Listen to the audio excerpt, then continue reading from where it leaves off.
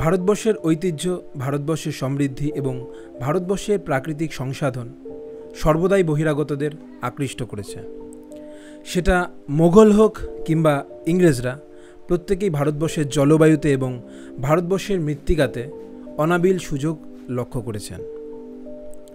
বিশেষ করে ইংরেজরা, যারা ভারতবর্ষে ব্যবসার নামে শাসনকার্য শুরু করেছিলেন, তারা বুঝতে পেরেছিলেন যে ভারতবর্ষের বিভিন্ন অঞ্চল থেকে কাঁচামাল, খনিজ দ্রব্য ইত্যাদি ইত্যাদি তাদের ব্যবসার জন্য খুবই লাভজনক, এবং এই সকল দ্রব্যাদিকে একত্রিত করার জন্য রেল মাধ্যমের দরকার অনস্বীকার্য।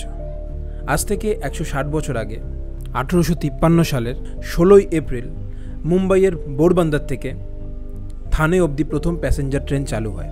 ১৩ কোচের ট্রেনটিকে টেনেছিল ৩টে ইঞ্জিন, শাহিন, সিন্ধ এবং সুলতান। এর কয়েক বছর বাদেই এক বৃহৎ সেতু এবং সুড়ঙ্গের নির্মাণ হয় এবং বড়িঘাটকেও এর সাথে সংযোগ করে দেওয়া হয়। তৎকালীন সময় হিসাবে এটা ছিল একটি বৃহৎ কাজ, যেটি সম্পূর্ণ হতে সময় লেগেছিল ৯ বছর। ১৮৬২ সালে বিহারের মুঙ্গেরের কাছে জামালপুর নামে এক অঞ্চলে ভারতবর্ষের প্রথম রেলওয়ের ওয়ার্কশপ নির্মিত হয়। কথিত আছে যে রেলের চাকা যেখান থেকে গড়ায় সেখানে সমৃদ্ধি ঘটে, আর জামালপুরেও সেটা ঘটেছিল। এই কারখানাকে কেন্দ্র করে এই অঞ্চল একটি বিশাল শিল্প বাণিজ্যের কেন্দ্রবিন্দু হিসাবে পরিচয় লাভ করে। ১৮৬৪ সালে দিল্লি জাংশনের নির্মাণ ঘটে এবং সেই সময় কলকাতা এবং হাওড়া থেকে এই অঞ্চলে ট্রেন চলাচল শুরু হয়। যদিও ১৯০৩ সালে এই দিল্লি স্টেশনের নবনির্মাণ ঘটে এবং এরপরই নির্মিত হয় ভারতবর্ষের আরেকটি বিখ্যাত স্টেশন, যার নাম হলো লখনৌ স্টেশন। সালটা ছিল ১৮৬৭ সাল এবং এই সময়ই লখনৌ এবং কানপুরের মধ্যে রেল যোগাযোগ স্থাপন ঘটে এবং আমাদের সকলের পছন্দের টয় ট্রেন ১৮৮০ সালে নির্মিত হয়, যেটি শিলিগুড়ি থেকে কার্শিয়াং অবধি চলাচল করত এবং ১৮৮১ সালে এটিকে দার্জিলিং অবধি প্রসারিত করে দেওয়া হয়।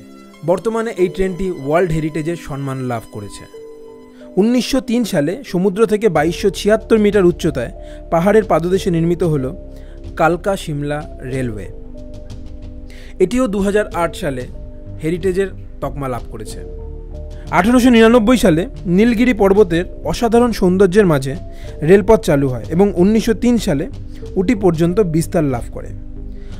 ভারতবর্ষে নির্মিত প্রথম স্টিম ইঞ্জিনের নাম ছিল F374। তৎকালীন সময় রাজা মহারাজারাও রেলের ব্যবসায় অর্থলগ্নি করেছিলেন। সেই জন্য এই ট্রেনটি মালবা রাজপুতানা রেলওয়েজের হয়ে পণ্য এবং যাত্রী উভয় পরিবহন করত। এই ইঞ্জিনটি ৬৩ বছর ধরে কর্মযোগ্য ছিল। ১৯৪৩ সালে আমেরিকায় নির্মিত একটি রেল ইঞ্জিন, যার নাম ছিল AWE 22907 স্টিপ লোকোমোটিভ ইঞ্জিন, এটি ব্রডগেজ ইঞ্জিন ছিল। এটি আমেরিকায় নির্মিত হওয়া সত্ত্বেও গ্রেট ইন্ডিয়ান পেনিনসুলার কোম্পানি এবং তথা ব্রিটেনের খুবই পছন্দের একটি ইঞ্জিন ছিল, কেননা এই ট্রেনটি অতি দ্রুতগতি সম্পন্ন ছিল এবং সহজে রক্ষণাবেক্ষণযোগ্য ছিল।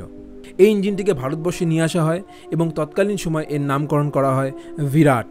অতি দ্রুতগতি সম্পন্ন এই ইঞ্জিনটি আজ অবধি কর্মযোগ্য রয়েছে এবং দিল্লির কাছাকাছি রেওয়ারি স্টিম সেন্টারে এই ট্রেনটিকে দেখতে পাওয়া যায়।